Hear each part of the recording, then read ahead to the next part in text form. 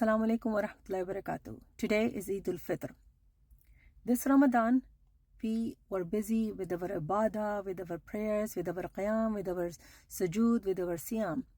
But this Ramadan was exceptionally painful due to the plight of our Palestinian brothers and sisters. They're suffering and they have been killed in numbers. Nobody is coming to their rescue. Their only hope is Allah subhanahu wa ta'ala. But there is still calling you and I, the people of Ummah of Prophet Muhammad sallallahu alaihi wasallam. So when I wish you Eid Mubarak, as we celebrate with our friends, with our family, with our neighbors, with our colleagues, and with our community at large in the West, living in peace, we must remember them and we must keep them in our du'as. That's the least we can do.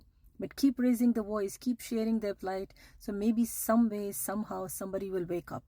Because we, unfortunately, are living in the world where we don't have leaders in the Muslim community. We only have rulers who actually work as puppets to other people in the West. And we only blame the West while we actually are losing our strength of Iman.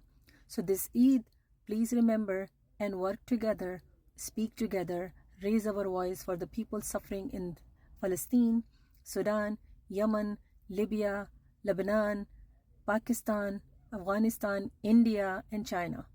May Allah keep you all under His shade of mercy. May Allah grant you more blessings than ever before. And may Allah forgive our sins during Ramadan and after Ramadan. And may Allah help us keep the Ramadan spirit alive for the rest of the year. Keep me in your du'as too. Assalamualaikum wa rahmatullah.